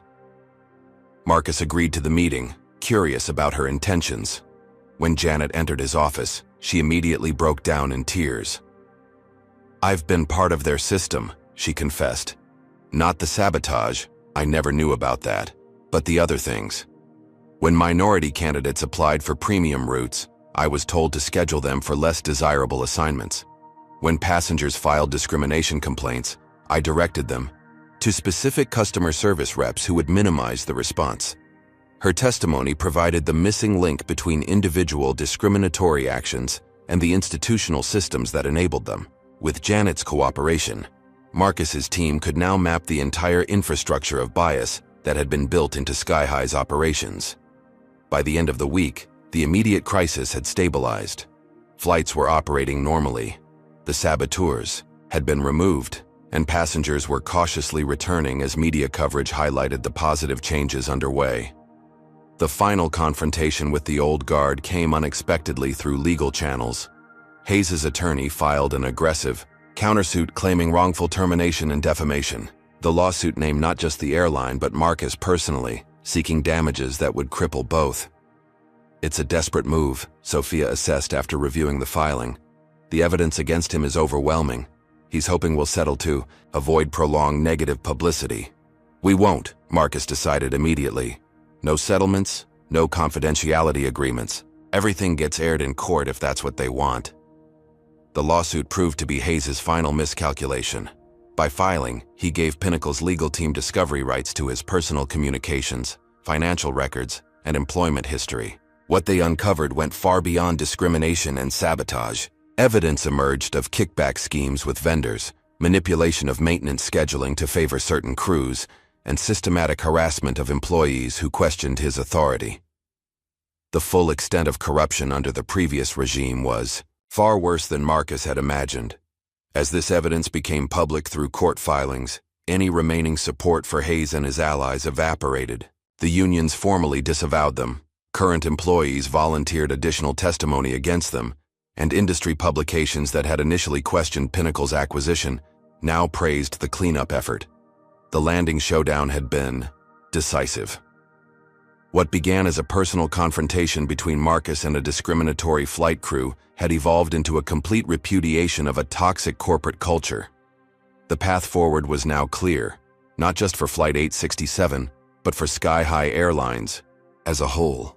1 month after the showdown at O'Hare, Marcus stood before Sky-High's assembled executive team in the renovated boardroom.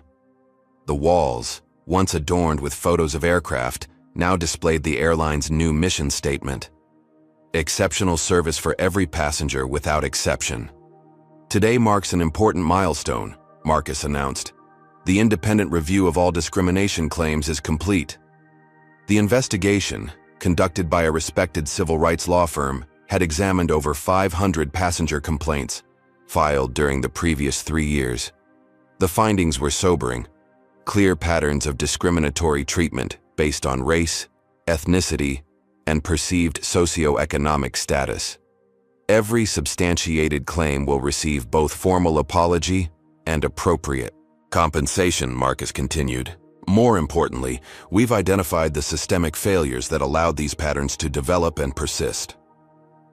The remediation plan was comprehensive: new training protocols for all customer-facing staff, revised service standards with explicit anti-discrimination provisions, independent auditors to conduct regular service quality reviews, and a restructured complaint process that ensured transparency and accountability. This isn't just about legal compliance, Marcus emphasized. It's about building the airline we want to be. The repercussions of Flight 867 had extended far beyond Sky-High.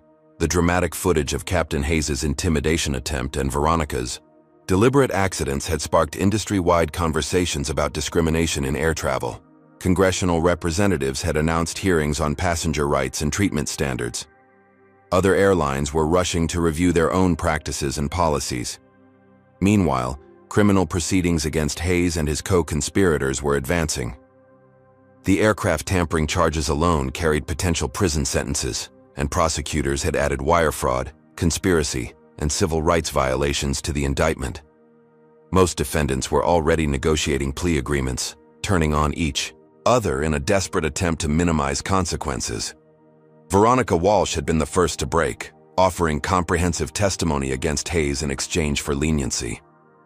Her detailed account of how the discrimination system operated, how crew members identified problem passengers for diminished service, how complaints were buried, how whistleblowers were silenced, provided a roadmap for the reforms now underway. For Marcus personally, the aftermath of Flight 867 had brought vindication on multiple fronts. Pinnacle's board, initially skeptical of the airline acquisition, now recognized its strategic value. The company's stock had rebounded as investors, recognized the potential in a reformed Sky High. Even the most critical business publications acknowledged that Marcus had uncovered and addressed a significant corporate ethics failure. "The customer response has exceeded our projections," Eliza reported during the executive meeting. "Bookings are up 15% month over month. Our customer satisfaction metrics show particular improvement among minority passengers." The transformation wasn't complete, of course. Changing a corporate culture required more than policy revisions and leadership changes. It demanded consistent reinforcement, constant vigilance, and time for new habits to become ingrained. To that end, Marcus had implemented what he called experience audits. Anonymous reviewers from diverse backgrounds who regularly traveled on Sky High flights and reported on their treatment. The resulting data allowed the company to identify areas where old patterns might be persisting despite the new policies. Additionally, Marcus had established a passenger advocacy board composed of individuals who had experienced discrimination on Sky High in the past. Their perspective and ongoing input ensured that the airline's reforms weren't merely cosmetic. "We want to be held accountable," Marcus explained when announcing the board. "Not just for legal compliance, but for creating an environment where every passenger feels valued and respected." The industry impact was perhaps the most surprising outcome. As details of Sky High's transformation became public, passengers began questioning practices at other airlines. Social media campaigns emerged with hashtags like "How was your flight?" and "First class for all," encouraging travelers to document and share disparities in treatment. Several major carriers, seeing the shifting landscape, proactively announced their own service review initiatives. Industry associations began developing standardized anti-discrimination guidelines. What had begun as one passenger's negative experience was catalyzing systemic change across commercial aviation. Not everyone embraced the new direction, of course. A small faction of former Sky High executives, led by the airline's previous CEO, mounted a last-ditch effort to challenge Pinnacle's control. Using their industry connections and remaining shareholder influence, they attempted to orchestrate a hostile takeover of Pinnacle itself. "They've secured backing from Meridian Capital," reported James Chen during an emergency strategy session. "They're positioning it as a rescue of a technology company that's lost its way by venturing into unrelated industries." The takeover attempt was ambitious, but fundamentally flawed. Pinnacle's financial position remained strong, its core technology business was thriving, and the Sky High acquisition was now showing positive returns. Most importantly, Marcus had built strong relationships with his major shareholders, who recognized the strategic vision behind his decisions. When the formal takeover offer arrived, Pinnacle's board unanimously rejected it. The message was clear. The transformation of Sky High wasn't a distraction from Pinnacle's mission. It was an extension of its commitment to using technology and ethical leadership to improve customer experiences across industries. The failed takeover marked the final gasp of resistance from the old Sky High regime. With their legal, regulatory, and financial options exhausted, the former executives finally retreated, leaving Marcus and his team to complete the airline's reinvention. 6 months after Flight 867, the tangible results of that reinvention were becoming clear. Sky High's customer satisfaction ratings had climbed from near bottom to industry leading. Employee morale, as measured by independent surveys, showed similar improvement. The airline's financial performance had stabilized, with profits returning after years of losses. Most significantly, Sky High had become known for something new: its commitment to equitable, exceptional service for every passenger. Travel publications that once warned minority travelers about potential discrimination now highlighted Sky High as a model of inclusive practices. For Marcus, the transformation represented something more personal. What began as a response to his own humiliating experience had evolved into a case study in corporate responsibility and ethical leadership.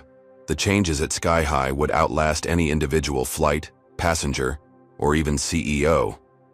As he concluded the executive meeting, Marcus shared a letter he'd received that morning from a passenger. "I've been flying for 30 years, the letter read, "and as a person of color, I've grown accustomed to subtle slights and diminished service, especially in premium cabins. My recent Sky High experience was different. For the first time, I felt truly valued as a customer, not despite who I am, but as who I am. Whatever you're doing, keep doing it. That simple acknowledgement, Marcus reflected, was the true measure of success. Not stock prices or publicity, but the human impact of institutional change. Corporate justice, when properly applied, could transform not just companies, but individual experiences and collective expectations. The journey that began with a denied meal had led to something far more substantial. A template for addressing discrimination, not through symbolic gestures or damage control, but through systematic reform and genuine accountability.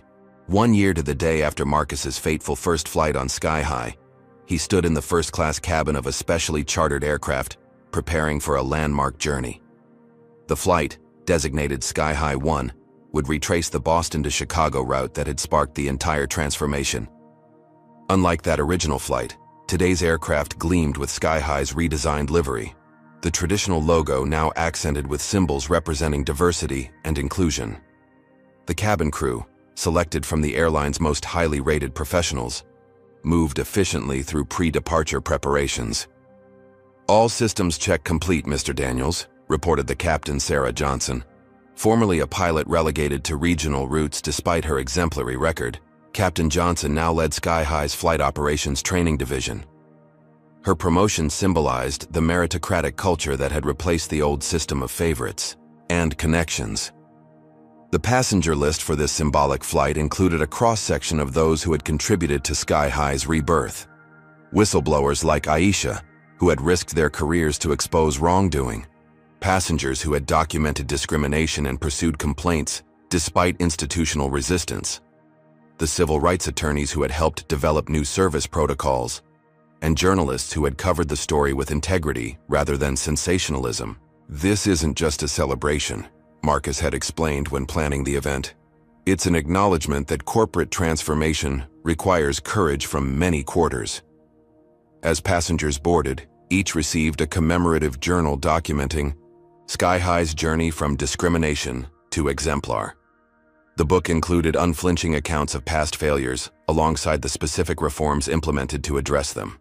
It was a level of transparency unprecedented in corporate America, acknowledging historical wrongs as a foundation for lasting change.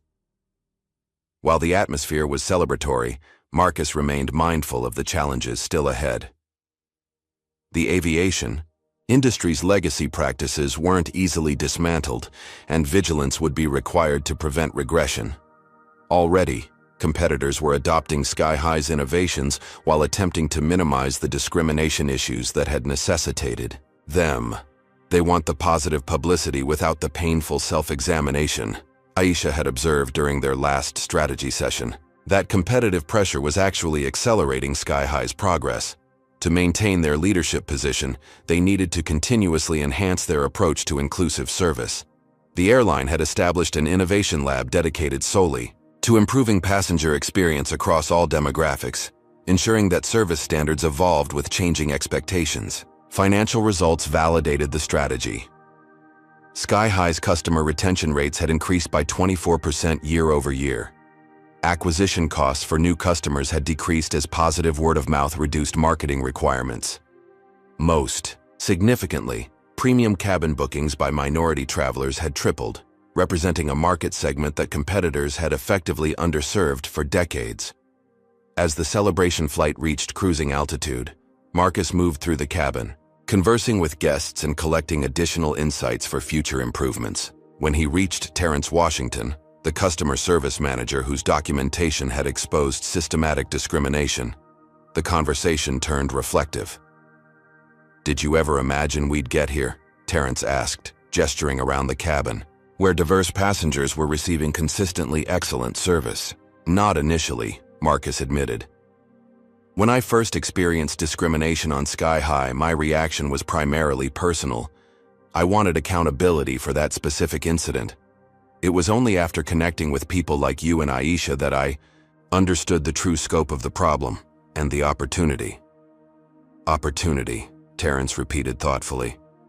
"That's what separates this from other corporate diversity initiatives I've seen.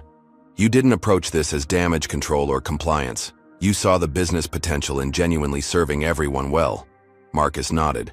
Excellence doesn't discriminate. When you remove artificial barriers and biases, you discover talent, customers, and possibilities that were always there but undervalued.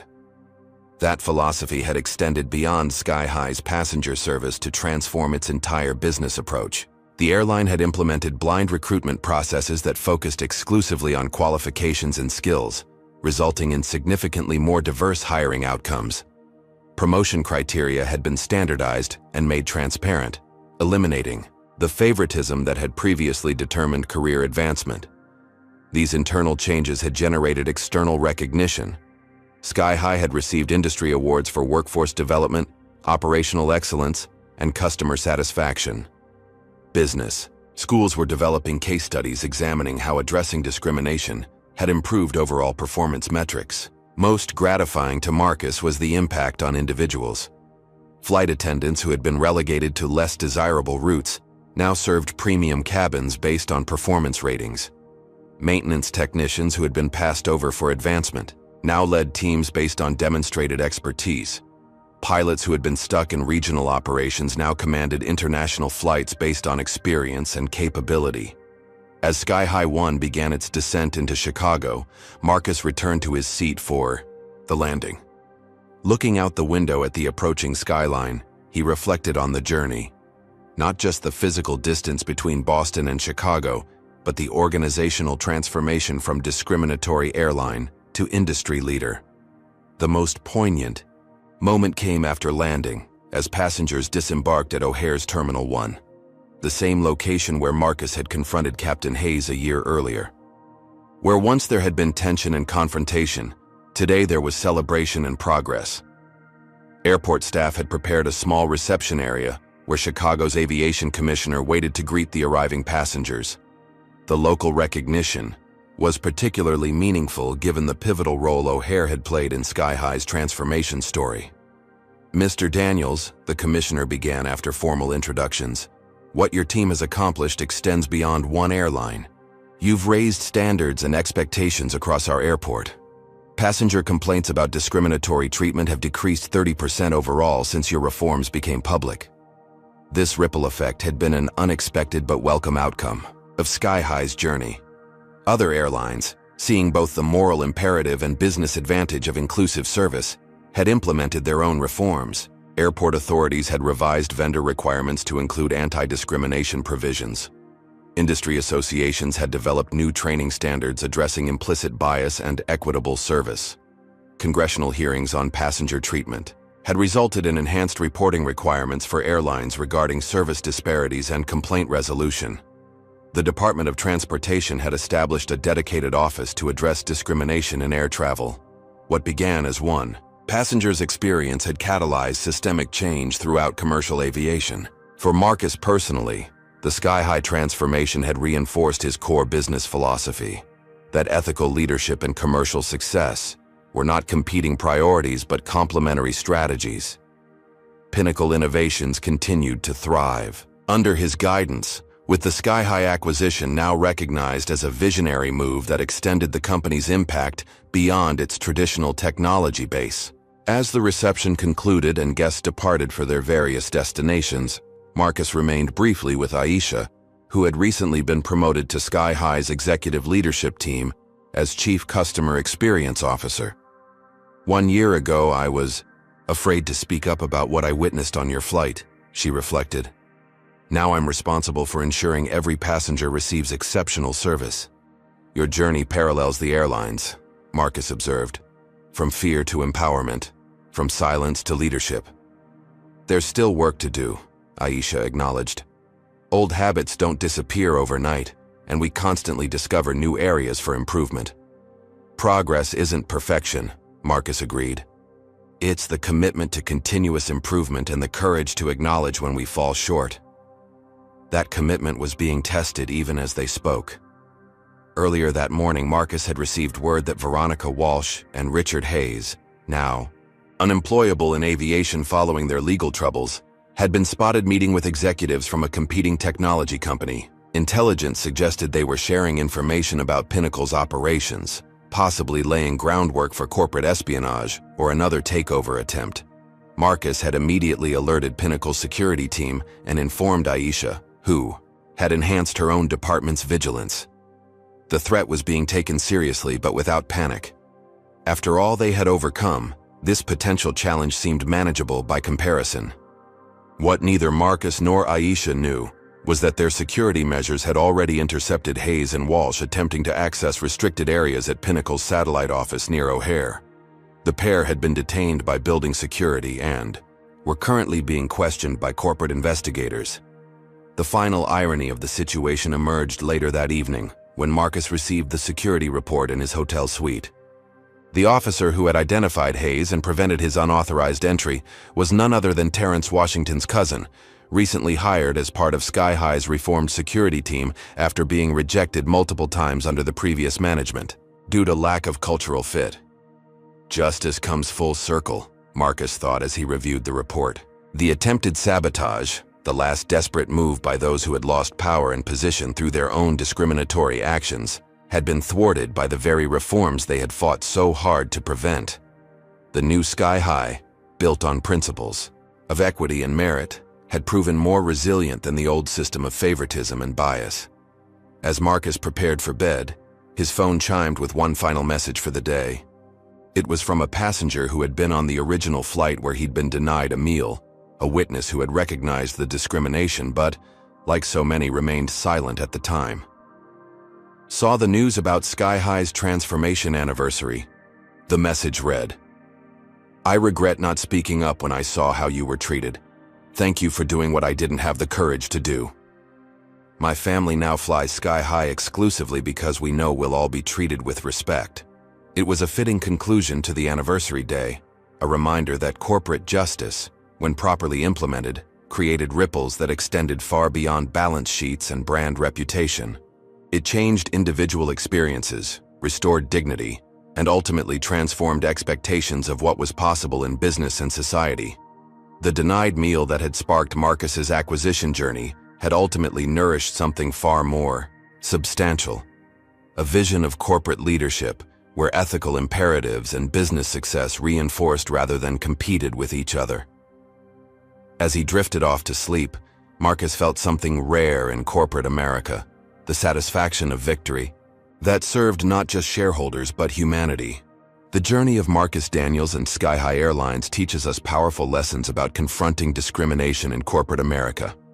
First, meaningful change often requires more than individual complaints. It demands systemic transformation, driven by those with the power and determination to challenge entrenched cultures. Second, discriminatory practices rarely exist in isolation.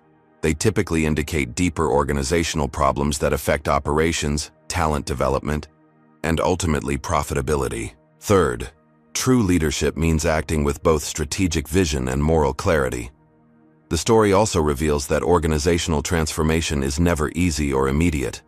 It requires identifying cultural enablers, gathering irrefutable evidence, building alliances with internal advocates, and having the courage to persist despite resistance. Most importantly, it demonstrates that addressing discrimination isn't merely about correcting injustice, though that alone would be sufficient reason, but about unlocking the full potential of organizations by ensuring all employees and customers are treated with dignity and respect. When businesses recognize that equity and excellence are complementary rather than competing values, they discover untapped markets, underutilized talent, and opportunities for innovation that discrimination had previously obscured. Marcus's journey reminds us that ethical leadership and business success can and should reinforce each other, creating value for shareholders while advancing justice for all. Have you ever witnessed discrimination and wished you had the power to change an entire system? Comment below with your experiences standing up against unfair treatment. Would you have had the courage to take the dramatic steps Marcus did? Or would you have chosen a different approach? Type, "Justice served." If you felt satisfaction when the discriminatory crew finally faced consequences for their actions, don't forget to like this video if you believe in holding corporations accountable, and subscribe for more powerful stories about confronting injustice in unexpected ways. Thank you for watching this journey of transformation and accountability. May we all find the courage to speak truth to power when we encounter injustice, whether we have a billion-dollar company behind us or simply our own conviction of what's right.